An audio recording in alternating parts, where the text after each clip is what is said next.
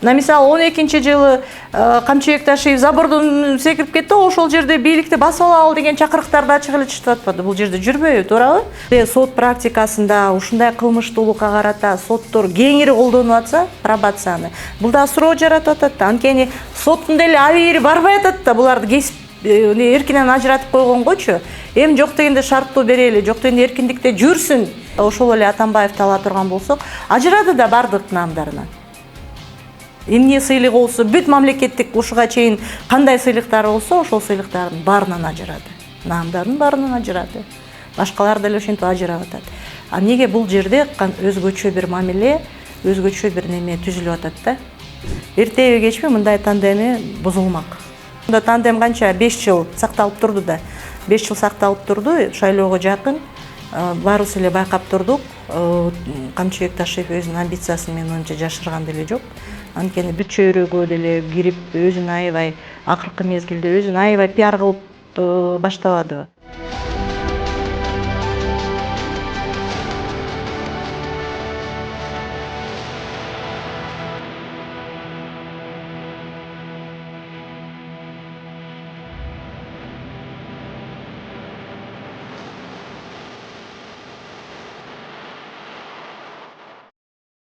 Саламатсыздарбы, урматтуу Политклиника медиасынын көрөрмандары. Бүгүн биздин тет-а-тет программабызда конокто Конституциялык палатанын мурдагы судьясы Клара Сооронкулова.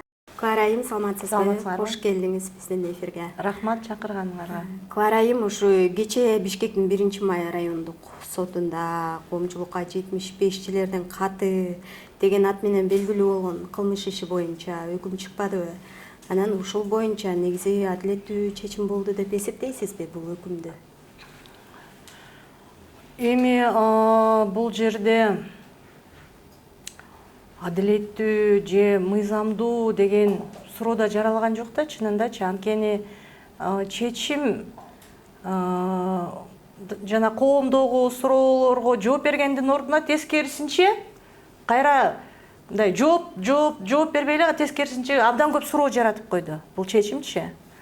Мен башынан эле айтып келгем, анда да бир сыйра жаман көрүндүм окшойт бийликтегилергечи бул аракеттерде, айыпталып аткан аракеттерде кылмыштын курамы жок деп. Бийликти күч менен басып алуу деп атат, 326-берене. Анан ошого даярдык деп айыпталып атат да бул топ.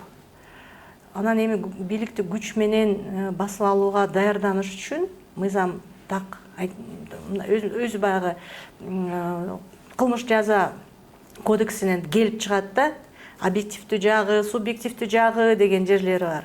Анан эгер ошолорду талдай турган болсок, анда кандай аракеттер болуш керек?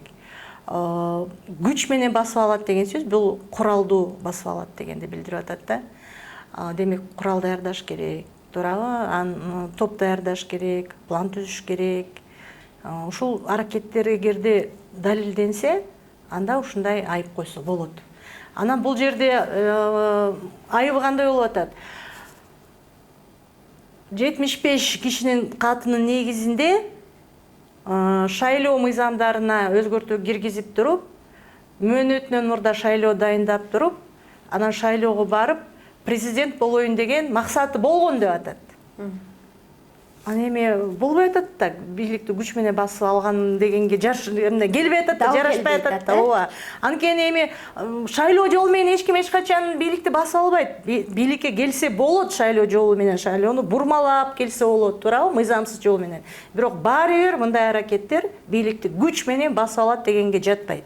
Мына мисалы 12-жылы Камчыбек Ташиев забордон секирип кетти, ошол жерде бийликти басып алалы деген чакырыктарды ачык эле чыгып атпады. Бул жерде жүрбөйбү, туурабы? Мына Чыңгызхан канча бир 10 чакты бала менен эле басып алды. Эмнебизге жүргүлө дегенде баары эле баягы дарбазадан ашып түшүп эле кирип кетишти го ак үйгө. Мына ушуну мисалы, ушул окшошот да, бийликти күч менен басып алат дегенге. Ошол жерде курал дагы табылды кийин. Бирок сотто бейбашчылык деп квалификация берип ошо менен приговор чыкты да. Эми эгер салыштырып көрсөк, азыркы аракети менен 12-жылдагы аракети асман менен жер дейт. Азыр эчтеке жок да. Бул жерде мисалы далилденген жок. Ташиев жанагы 15-20-75-тин катын. Эми биз көргөн жокпуз. Мен белгилүү жагдайларды гана айтып атам да. Анткени жабылып калбады. Анан 3 күбө көрсөтмө бериптир, жана жашырын күбөдөн 3 көрсөтмө бериптир. Аны адвокаттар өздөрү айтты, алардын көрсөтмөсүндө деле эч нерсе жок депчи. Биз аны уккан жокпуз, билбейбиз. Бирок ошондой болгон күндө дагы бул жагынан дал келбей атат да. Бирок эми айыптады, даярдык болгон деп айыптады. Жазык кодексинде көрсөтүлгөн минималдуу жаза берилди. Минималдуу жаза берилди. Анткени өзү берене боюнча 10 жылдан 15 жылга чейин деп көрсөтүлүп турат. Бирок даярдык болгондо ошол жаза экесе, мисалы, жана 15 жыл деген экесе азаят, 7,5 жыл максималдуу жазасы. Бул жерде менин оюмча минималдуу жаза берилди да. Анан болгондо дагы немеге, пробацияга, пробация тартибинде өтсүн жазасын деп көрсөтүлүп калды да. Менин оюмча андан жеңил жаза болду. Эми бул жанагы кылмыштуу аракеттер, бийликти күч менен басып алат деген кылмыштуу аракеттер далилденбегенден кийин акталыш керек эле да. Акталыш керек эле. Бирок күнөөлүү деп табылды. Ошо менен бирге дагы бир берене коюлуп атат да. Кызмат абалын кыянатчылык менен пайдалануу деп. Анан айыпта 326 берене менен ошол берене 337 берене болуш керек. Булар экөө логикалык байланышта болуп атат да, айыптоодо. Кызматтык абалынан пайдаланып деп атат ушул адамдар. Шакиевке карата айтылып атат, Ташиевке, Зулушевке карата айтылып атат. Кызматтык абалынан пайдаланып, булар ошондой немелерди, өзгөртүүлөрдү демилгелеп, анан мөөнөтүнөн мурда мыйзамсыз шайлоо өткөрөлү деп аткан деп атат. Бирок актап атат да. Булар кызматтык абалынан кыянаттык менен пайдаланган эмес деди да суд. Бул жагынан актап койбоду, бул берене менен актап койду. Эгерде бул жагынан акталып атса, кызматтык абалын кыянаттык менен пайдаланбаса, анда экинчи жагы деле жок болуп калып атпайбы? Бул байланышта болчу да, тыгыз байланышта болчу. Ошол негизги шарт болчу да, кызматтык абалынан пайдаланып, бийликти басып алалы деген деп атпайбы, туурабы? Анан эгерде кызматтык абалын пайдаланбаса, анда кандайча булар бийликти басып алайын деди деген суроо жаралып атат да. Мен ойлогом, эгерде ушундай айыптоо өкүмү чыга турган болсо, анда жанагы бийликти басып алуу дегенинен кыскартып же болбосо актап, кызматтык абалынан кыянаттык менен пайдаланды деп 3 кишини ушул берене боюнча кесиши мүмкүн деп ойлонуп аткам да. Эми мындай ошол жанагы неме айыптоо актысында көрсөтүлгөн аракеттерди ошого кичине бир дал келтирсе болот, окшоштурса болот да. 3 кишинин аты жөнүндө. Анткени кызматтык абалы бар. Анан жанагы көрсөтмөлөрдү берип атышпайбы? Ушинтип мыйзам долбоорун демилгелейин дешкен, 75 кишинин каты киргенде жанагы ар кандай жол менен батыраак комитетке киргизе коелу дешкен деп атпайбы? Бул жерде ушундай аракеттер эми болушу мүмкүн, мындай аябай бир аракет кылса, окшоштурса болот эле, бул айыбы окшошпой калды да. Ошол жерден эми көрүүчүлөргө түшүнүктүү болсун, ушу 3 адамдын аты жөнүн атап кетсеңиз. Эми кызматта турган адамдар Зулушев, Тургунбек уулу, анан Ташиев Камчыбек Кыдыршаевич болуп атат да. Ошол жерде айыптоо актысында айтылып атат да, ушулар кызматтык абалын пайдалайын деген деп, анан көбүнчө көрсөтмө ошого байланышып атат да, булардын кызматтык абалына байланып атат да. Анан беркилер болсо, канча наракта да 5 киши болуп атабы, 5 киши 4 киши болуп атабы, алар эч кандай кызматта турбайт, туурабы? Бирок алар дагы ошол берене менен айыпталган, булар да кызматтык абалынан пайдаланган деп. Анан бирок булар кызматта турбагандан кийин эмнесин пайдаланмак эле? Бирок буларга шериктеш болгон деп атат да, буларга жардам берген, буларга шериктеш болгон деп атат. Эми баары эле ошол неме менен акталды, кызматтык кыянатчылык менен пайдаланган жок деди суд. Бирок бийликти басып алууга даярданды деп койду да. Эми ошол жагынан түшүнүксүз болуп калды.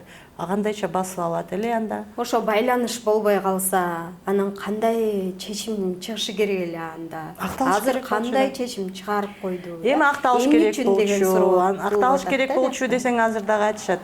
Бул тиги тарапка өтүп кеттир, бул тарапка өтүп кеттир депчи. Мен эч кайсы тарапта эмесмин, мен болгонун айтып атам. Анткени ушул беренени бийликти басып алууга даярдануу деген беренени аябай кеңири колдонушат да биздин тергөөчүлөр үчүн. Жазык кодексинде башка берене жоктой эле ушул эле беренеге жабыша беришет. А бул беренеде бул өтө оор кылмыш да, өтө оор кылмышка кирет булчу. Аны далилдеш керек да, кандай болбосун. Ал сөзсүз түрдө аракет болуш керек. Ал жерде айтылып атат, күч менен басып алуу, конституциялык түзүлүшкө кол салуу деп атат. Бул өтө оор кылмыш. Ана болгондо дагы башкаларга карата, мисалы, Рита Рахмандык, Рита Карасартованыкы 326 эмес, 327 жанагы бийликти басып алууга чакырык деп атат да. Телехматтын катын жаралап койду да. Ал жерде өзүнүн эчтеке сөзүн жазган жок да. Бирок 5 жылга эркинен ажырады. 5 жылга. Ооба пробация тартибинде өтсүн деп койду. Бирок ал жерде эч нерсе аракет болгон жок да. Эми башкаларды деле ала турган болсок, ал жерде да ушул эле берене боюнча, биз деле ушул берене боюнча, башкалар сиздер мисалы, биз деле ушул берене боюнча мейли акталды деп атпайбы, элдин баары, булар акталды да деп атат. Эми акталганга чейин биз жазабызды өтүп койдук да. Ооба, ушул жерден суроо берейинчи, ошо Кембирабад иши боюнча сиздер камакта отуруп чыктыңыздар. Ошол эле учурда активисттер, журналисттер бир катар камакка алынып, камакта отуруп, айрымдары чыгышты. Анан бул жерде мындай кандай болуп калып атат ушул жагдайчы? Мисалы, булар акталып пробацияга эле чыгышты да. Экөөнү мындай салыштырганда коомчулукта деле ушундай суроо жаралып жатат да азыр. Эми бул негизги конституциядагы негизги принцип бар да. Сот жана мыйзам алдында баары тең укуктуу депчи. Бул менин оюмча ушундай иштерде бул принцип сакталган жок да. Бул мындай одон эле мындай ачык эле көрүнүп атат, бул принцип одон эле бузулуп атат да. Бизге карата мисалы мен 6 ай отуруп чыктым түрмөдө туурабы, анан наракта 8 киши 1 жыл 8 ай отуруп койду да. Булар эми акталганы менен буларды жазасын өттү десек деп айтсак болот да. Жазасын өтүп койду да. Ошол себептен бул жерде ар кандай практика ар кандай болуп атат, соттук практика ар кандай болуп атат. Бирөөсүнө реалдуу эле срок берип, эркинен ажыратып колонияга айдап атат. Айрымдарын ошентип шарттуу кылып пробация берип коюп атат, айрымдарына штраф деп коюп атат, башка переквалификация кылып башка беренелергечи. Анан эми тең укуктуулук бузулуп аткандан кийин бул маселе көтөрүлүш керек эле да. Эми жогорку сот деле ушуга кичине бир көңүл буруп, бир маани берип, түшүнүктүү, бунун баары баягы саясий куугунтукка пайдаланылып атат да бул беренелерчи. Анан ошондой болгондо да, булар саясий иш болгондо дагы эми сот системасы кичине өзүнүн бир күчүн көрсөтүп, пленум өткөрүп, ушундай бирдиктүү бир практикага келели. Бул беренелер момундай учурда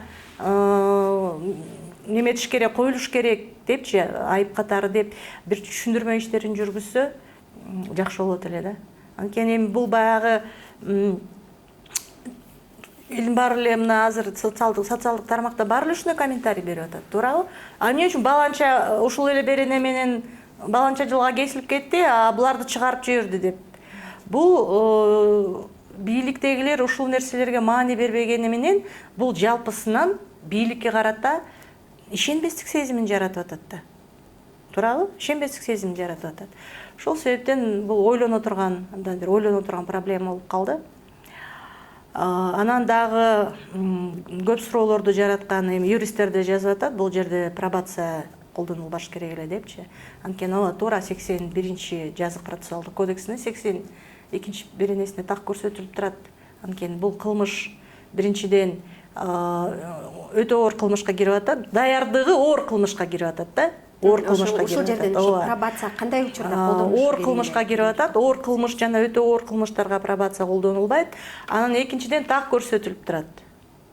Мамлекеттик конституциялык түзүлүшкө карата болгон кылмыштарга пробация колдонулбайт деп. Бул түздөн түз бул кылмыш ошол немеге кирет да, конституциялык түзүлүшкө каршы кылмыштардын немесине кирет, санына кирет, курамына кирет. Ошол себептен немеде түз көрсөтүлүп аткандан кийин пробация колдонулбаш керек эле. Бирок мунучу бул адамдарга карата ушинтип айтып атабыз да, пробация колдонбош керек эле деп. Бирок башка адамдарга негизсиз, мыйзамсыз ушул эле берене менен соттолуп аткан адамдарга карата пробация колдонуп атканда Кудай жалгасын деп атабыз да. Бул жагы дагы эки жактуу болуп атат да.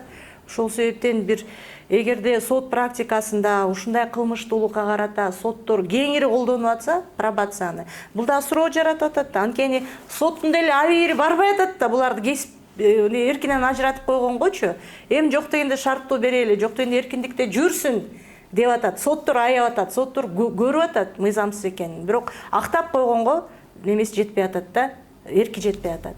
Эми мындай болгондон кийин демек анда мыйзамды өзгөртүш керек. Анда так көрсөтүш керек.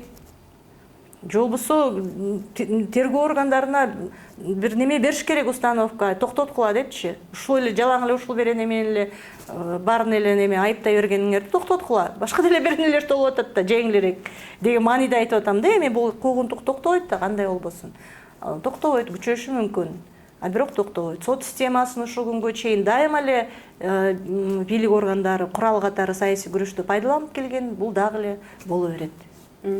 Курал катары пайдаланып келген, буга чейин биз деле күбө болуп атпайбызбы? Анан канткенде ушул сот системасы өз алдынча көз карандысыз мындай чечим чыгара тургандай болгон деңгээлге жетсе болот мисалы. Бул жерде саясий эрк гана керек, кийлигишпеш керек. Бирок ага болбой атпайбы? Ушу кийлигишпей эле болду, өз немеңерге койдук, чындап эле бийликтин бир бутагы болгула, өз алдынча болгула деп койсо болмок. Бирок бул дагы өтө татаал нерсе да, анткени сот системасы, сот бийлиги мыйзам чыгаруу же болбосо аткаруу бийлигине салыштырмалуу, булар финансылык жактан баары бир аткаруу бийлигинен көз каранды да. Булардын бюджети бүт жагы туурабы, айлык акысы, материалдык жабдыктары, анан эми баягы материалдык жактан сен көз каранды болгондон кийин баары аргасыз болосуң да. Ошон үчүн кошумча кандайдыр бир кепилдиктер керек. Бул эми абдан бир чоң проблема. Анан мен ушул күнгө чейин деле айтып келатам, негизги проблема адамдарда экен да, адамдарда экен. Эми соттор жаман көрөт да, мындай сын айтсаңчы, ой, сот системасы иштеп эле атпайбы деп. Туура, иштеп эле атат. Сот системасы канча деген, соттор канча деген башка иштер боюнча мыйзамдуу, негиздүү, адилеттүү чечим чыгарып атат. Бирок биз жалпысынан коом билбейт ал жөнүндө. Коомдун назарында ушул мындай чуулгандуу иштер, туурабы, саясий нуктагы иштер болуп атат да. Анан ушундай иштер боюнча чечим чыгып аткандан кийин, адилетсиз чечим чыгып аткандан кийин жалпысынан коомдо сот системасына карата ушундай бир пикир жаралып калып атат да. Анткени 100% элдин баары соттошпойт да. Соттошсо 3төн 1 соттошотур, туурабы? 3төн 1 сотко кайрылгандыр, адилеттүү чечим алгандыр. А калганы ошентип эле немеден карап отурат да, интернеттен, телевидениеден карап отурат. Анан ушундай чечимдер чыгып атканда, албетте сотко ишенбестик, сотко карата ушундай сын жаралып атат да. Анан соттун өзүнөн, анткени биздин иш боюнча буга чейин деле ошо Кемпирабад иши боюнча эметкендер келип интервью берип жүрбөдү кымбат сизге. Ошондо алар деле айтып атты да, биз үчүн күтүүсүз болду, таң калыштуу болду. Бул ошо соттун өзүнүн абийири болду да. Ошол абийирдүү сот экен. Ушундай кысымга карабастан ушундай чечим чыгарды, адилеттүү чечим чыгарды. Демек ушундай сот судьялар болуш керек. Кадимки эле кысым болду да. Мен буга чейин деле бир жерде интервьюда айткам, бизде жанагы кемпирабадчылардын баары эле билет, ал өкүмдү окуп туруп келгенде эле келип эле баса калышыптыр да кабинетине. Келип тинтип кабинетин баарын неме алды депчи, акчалы койду деген мааниде кабинеттин баарын тинтип текшеришиптир да. Биз кирип жанагы неме боюнча сурап коелу десек, бөгөт коюу чарасы түшүнүксүз болуп калды да, биз анткени үй камагында калып калдык да. Ошону сурап коелу десек, неме чыга калды кабинетинен. Кабинетине мындай киргизбегенге аракет кылды да, көрсө кабинетинде киши отуруптур да, жанагы ГКНБнын кызматкерлери отурса керек. Анан өңүнөн кеткен да, боз зала болуп, судья өңүнөн кеткен. Анан кыскачаак түшүндүрүп берип коер эле, анан бизди узатып жиберди, кеткиле деп эле. Ошондой кысымга чыдап, өзү ошо сот системасынан эми ошол моментте, мисалы, кетирет мени деген неме менен, эми кетиргени дагы бул эң эле жеңил жазасы. Буну өзүн кайра жоопкерчиликке тартып коюу мүмкүн эле да, буга деле ишти окуп туруп эле, туурабы? Бирок ошондон да корккон жок да. Ушундай судьялар көп болсо, оңолот элек да. Бирок ушундай судьялар системага келеби? Системага келген күндө ушул системада иштей алабы деген дагы суроо жаралып атат да. Өтө мен өзүм баягы көп жыл студенттерди окуткандан кийин, юристтерди окуткандан кийин жолугуп калып айтам да, сен сот системасына барбайсыңбы, сен судья боло турган адамсың депчи. Анан көбү айтат да, ой Кудай сактасын, эже жок, биз ал система неме сотко барбайбыз депчи. ушундай маселелерден улам баргыла. Ооба, өздөрү да иштей алабызбы, эми иштегенден кийин ушул системанын тартибине көнүш керек, тияк жогору жактан келип аткан буйруктарды аткарыш керек деген немеде болуп атат. Анан баягы абийирдүү адамдар ага чыдабайт го, ошол себептен жакшы адамдар, мындай күчтүү адамдар баргысы келбейт да. Өз алдынча иштегиси келет. Жакшы, анан могу 75 адамдын каты боюнчачы өкүм боюнча азыр социалдык тармактарда ар кандай пикирлер жазылып атат да. Алардын арасында ушул президент досуна мындай жумшагыраак жаза колдонуп койгон жокпу деген да пикирлер бар да. Мен ушул нерсени сурагым келип атат сизден. Эми бул саясий иш болгондон кийин бул жерде сөзсүз түрдө укуктук талдоо жана саясий талдоо болуш керек да. Биз юристтер өзүбүздүн укуктук талдообузду берсек, саясатчылар саясий талдоосун бериш керек да. Бул жагынан Азизбек Анаркулович кыйын болуш керек. Бул ушундай нерселерди жакшы талдап коет го. Мен өзүмүн жеке пикиримде кандайдыр бир деңгээлде эскертүү болду окшойт. Бул жолу аяп койдум, бирок жөн жүр дегендей бир Досуна карата эскертүү болду окшойт. Анткени эми мындай да, бул жерде өтө оор кылмышка айыпталды, туурабы? Күнөөлүү деп табылды. Эми күчүнө кире элек, бирок эми өкүм боюнча күнөөлүү деп табылды да.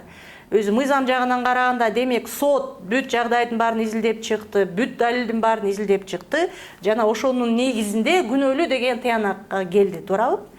Идеалдуу жагын алганда. Эми күнөөлүү деп табылгандан кийин эмне үчүн анда наамын алып койгон жок? Кыргыз эл баатыры деген эң жогорку наамдын ээси да.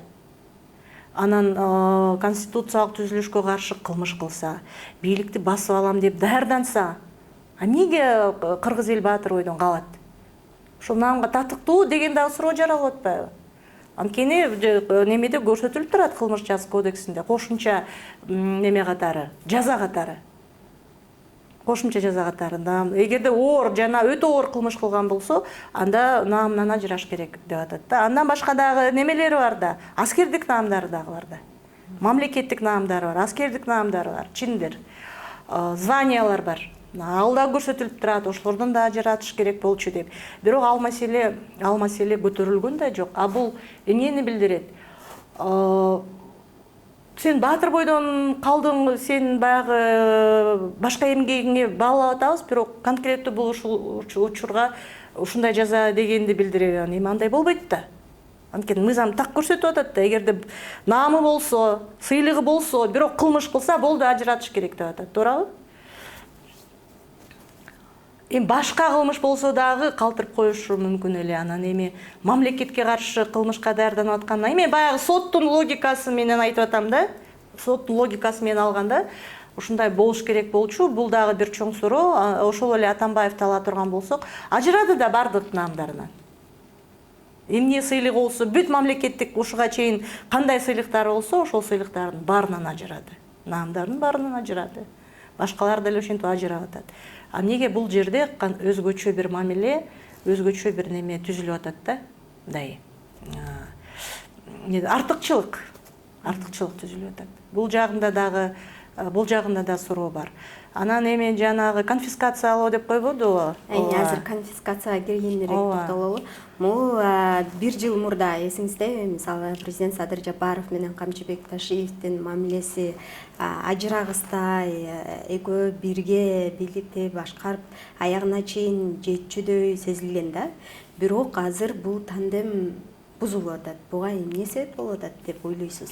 Жок, эми бул тандем эртеби кечпи баары бир бузулуш керек болчу. Бул мындай мыйзам ченемдүү эле көрүнүш да. Эртеби кечпи баары бир бузулуш керек болчу. Анткени мындай кош бийликтүүлүк, жалпы эле тарыхты алып көрсөк, кош бийликтүүлүк эч качан жакшылыкка алып келген эмес. Акыры ушундай ажырым болуп, көп учурларда согушта чыгып кеткен немелер болгон да.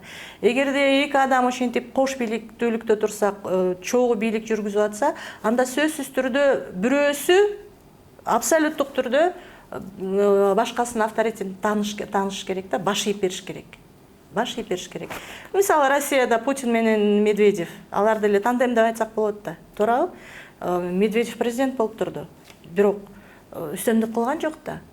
немесинин таасиринен чыккан жок, Путиндин таасиринен чыккан жок. Ошол келишимге макул болду дагы аягына чейин туруп берди. Президент болгондон кийин камап деле койсом ок да, мисалы дейм да. Президент да кандай болбосун, ыйгарым укуктун баары өзүнүн колунда да. Бирок андайга барган жок. Ошол себептен бирөө күчтүү, бирөө кичине алсызыраак болуп турганда ошондо гана тандем ишке ашат. Анан бул жерде экөө тең амбициясы күчтүү, экөө тең өздөрүнүн баягы мамлекетке жөндөмдүүлүгүн коомго көрсөтүп, элге көрсөтүп турган адамдар, ар кимисинин өзүнүн пландары бар, өздөрүнүн стратегиясы бар болгон адамдардын эртеби кечпи мындай тандеми бузулмак. Эми ушул немеге келиптир, ушул күнгө ошондо тандем канча 5 жыл сакталып турду да. 5 жыл сакталып турду, шайлоого жакын баарыбыз эле байкап турдук. Камчыбек Ташиев өзүнүн амбициясын менин оюмча жашырган деле жок. Анткени бүт чөйрөгө деле кирип, өзүн аябай акыркы мезгилде өзүн аябай пиар кылып баштабадыбы. Эми бул деген немесин билдирип атат да, биз юристтер айтып коебуз да, жана умысел депчи. Максаттарын билдирип атат да. А эмнеге досу байкаган жок деген маселе жаралып атат да. Биз баарыбыз эле көрүп байкап турдук. Эмне үчүн досу байкаган жок, ушунчолук ишендиби? Анткени моралдык жактан алганда бул аракеттер, эми аракет мыйзамды күч менен басып алып болбосо дагы бийлик талашуу аракети болду да. Туурабы? Бийлик талашуу аракети турат да. А моралдык жактан алганда менин оюмча бул чыккынчылык, бул саткынчылык да. Мындай достук жагынан алганда, моралдык жактан алганда, Ташиевдин өзүнүн буга чейин айткан сөздөрүнө таяна турган болсок, мен эч качан өзү айтпады эле, мен президент болоюн деген эч кандай ниетим жок. Мен дайыма ушу досумдун жанында жүрөм, биздин достугубуз түбөлүк деп коомдун баарын, элдин баарын ошого ишендирип кеткен да. Эми ошол жагынан ала турган болсок, бул күч менен басып алабы, шайлоо немеси менен жолу менен келет беле бийликке, бирок моралдык жактан алганда ушундай баа берет элем да. Мен бул жерде ошондо укуктук ба, саясий ба, моралдык ба болуп атат да. Ошо бүт жагынан менин оюмча тарых өзү деле баа берет, бирок моралдык жагынан бул албетте мындай терс жагынан көрсөткөн көрүнүш болду да, окуя болду. Чындап эле ушу буга чейин социалдык тармактарда ушу Камчыбек Ташиевдин президент боло турган амбициясы бар, ошон үчүн ушул ишти уюштурган деген талкуулар дагы жүрбөдү беле? Эсиңизде болсо, анан эми соттуулугу менен шайлоого талапкер болбой калышы мүмкүн. Мындан ары негизи саясий окуя кандай өңүттө уланат деген пикирдесиз? Эми бул жерде өкүм күчүнө кире элек да. Өкүм күчүнө кире элек. Өкүмдү бүгүн адвокаттар айтпадыбы? Биз сөзсүз түрдө даттанабыз деп. Бишкек шаардык сотуна сөзсүз түрдө даттанабыз деди. Ошондо анан көрөбүз да, өкүм кандай болот. Ал деле мисалы биздин биринчи инстанциядагы өкүмүбүз сотко берилген күнү баштап 1 жылдан кийин чыкты. А бул жерде байкасаңар абдан тез болду. Абдан тез өтүп кетти. Экинчи инстанция кандай чечим чыгарат? Айрымдар айтып атат, болду, булар ушундай келишимге келишкен, башынан ушундай сүйлөшүлгөн, силер пробация менен чыгып кетесиңер, ошо менен тынчыйсыңар, даттанбайсыңар. Ушундай да пикирлер бар азыр сот тармактарда. Даттанбайт булар ушундай келишимге келишкен депчи. Адвокаттар айтып атат, өздөрү да айтып атат. Жок, биз апелляцияга беребиз, биз макул эмеспиз бул чечим менен деп атат да. Эми ошол себептен азыр айтыш кыйын, эми чечим күчүнө кире элек, апелляциялык инстанцияда кандай чечилет, ошого карата анан кийин бир жыйынтык чыгарсак болот. Анан шайлоого катышабы, катышпайбы, эгерде күчүндө кала турган болсо, албетте шайлоого катышуу укугунан ажырайт. Катыша албайт анда. Эми бул жерде сөзсүз түрдө эле өзүнүн катышуусу шарт эмес да, туурабы? Булар өздөрүнүн адамын даярдашы мүмкүн. Мисалы, ресурсу бар, таасири бар кишилер. Бүт жагынан каражаты дагы бар, адамдары дагы бар, таасири дагы бар. Ошол себептен өздөрү чыкпаса дагы өздөрүнүн кишисин даярдашы мүмкүн. Анан эң негизгиси мен буга чейин дагы айтып келгем,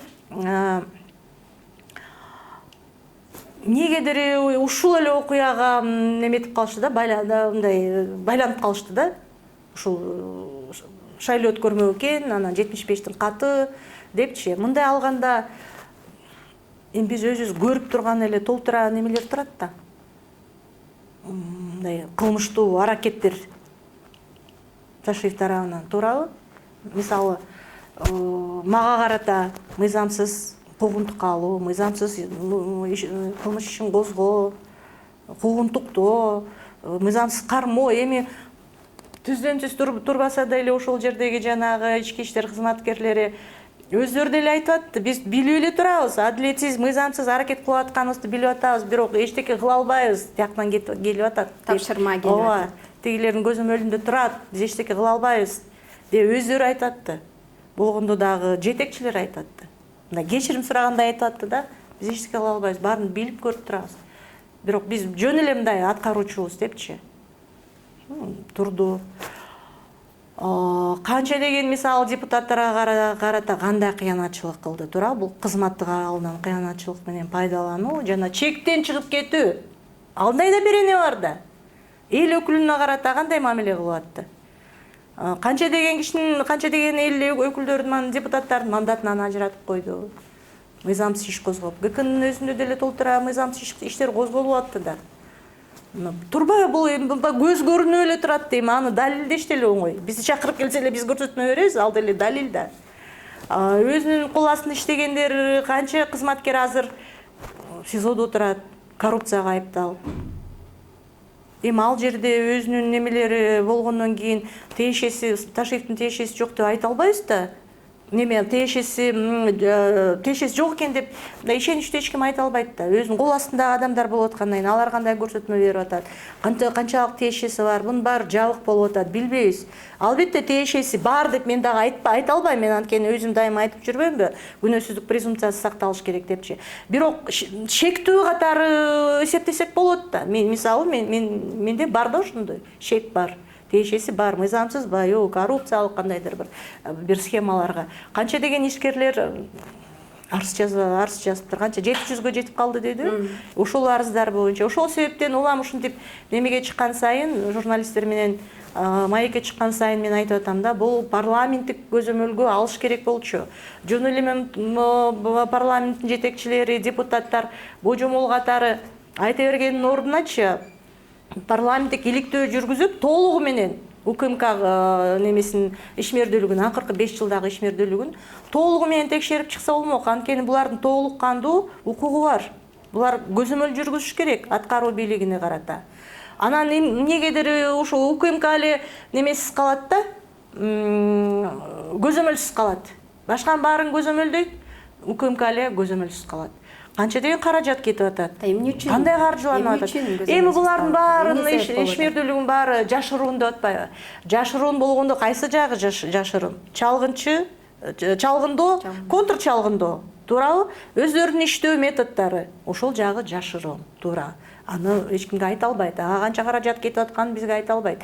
Бирок булар кадимкидей эле неме катары эле иштеп атпайбы, милиция катары эле иштеп атпайбы? Кадимкидей эле ошондой эле немелер тергеп атат. Бирок баары жашырын. Мамлекеттин канча каражат кетип атат. Эмне үчүн ушуларга килтеген имараттар салынып атат бүт жакта? Бул жерде деле, Бишкекте деле толтура имарат. Канча саны канча УКМКда иштеген кызматкерлердин саны канча? Эмнеге ошол эле ички иштер бөлүмдөрүндө иштеген кызматкерлерге эч нерсе жок? Отурган имараттарын көрсөңөр, илгерки немеден бери калган, Советтер Союзунан бери калган араң эле турат. Улам ремонт кылып коюшат. Көчө турган эле, көчүп кала турган эле имараттарда отурбайбы? Эмнеге анда УКМКга өзгөчө мамиле? Ушундай эмне үчүн ушундай суроолорду депутаттар бербейт да? Канча кызматкер бар? Негизи ошол соттолуп айыпталгандардын мүлкүн конфискациялоо жарыяланбадыбы? Анан негизи кандай учурда конфискацияланыш керек мүлктөр, ошол тууралуу айтып кетсеңиз. Бул мисал, ушул мисалда кандай болуп калды? Конфискациялоо жана намынан ажыратуу деп атпайбызбы? Бул мыйзам боюнча неме деп аталат да? Кылмыш жазык укуктук таасир этүүчү чаралар. Бул мисалы азыркы кылмыш жаза кодекси боюнча жаза катары каралбайт.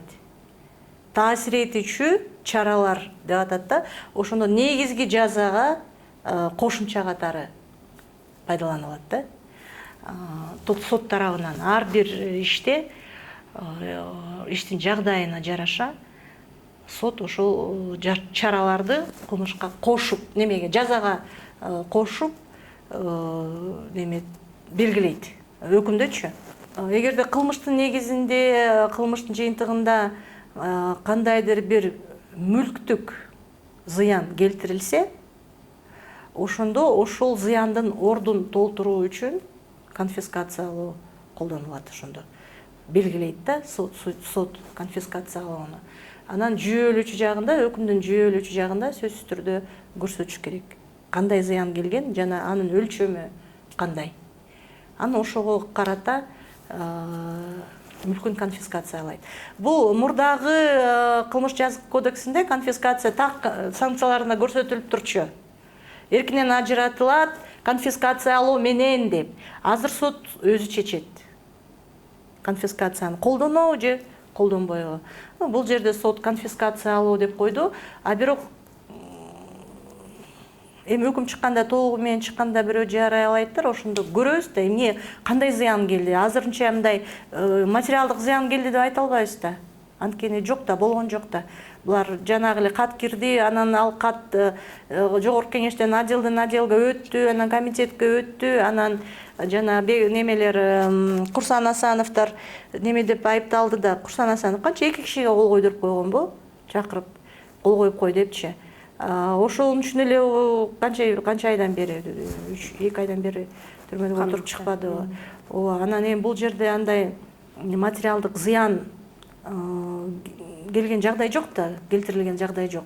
Ошол себептен эми кызыктай чечим болуп калды деп атпаймынбы? Мындай көбүрөөк юристтерде бул абдан көп суроо жараткан чечим болуп калды да. Башынан баштап эле. Мисалы, мындай коюлуп атпайбы? 41-чи берене коюлуп атат, Ал жерде ошол беренелер баарына коюлду ал беренелерчи. Бул жерде булар кылмыштуу шериктештер катары таанылып атат да. Булардын баардыгы кылмыштуу шериктештер.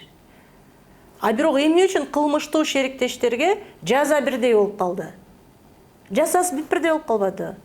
Кылмыштуу шериктеш болгондон кийин сөзсүз бирөө ошол кылмыштын аткаруучусу болот, туурабы? Кээ бирөөлөр ошо жана кылмышка түрткөн адам болот. Кылмышты ошол немени аракеттерди уюштурган адам болот. Ар киминин салымына карата, ошол кылмышка салымына карата анан жазасы белгиленет да. Ар кимдин индивидуалдык түрдө, ооба, индивидуалдык түрдө немеси күнөөсү коюлуш керек да, индивидуалдык түрдө. Мисалы, эми Курсан Асановдун эч кандай кызматтык абалы жок да. Ал азыр пенсияда жүргөн киши, туурабы? Пенсияда жүрөт. Эми бар болгону 1 кишиге, 2 кишиге кол койдуруп коюптур.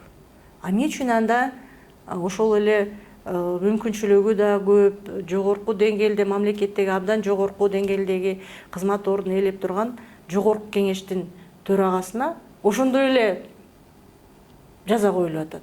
Пенсионер менен төрага, УКМКнын төрагасы, жогорку кеңештин төрагасы бирдей жаза алып атат.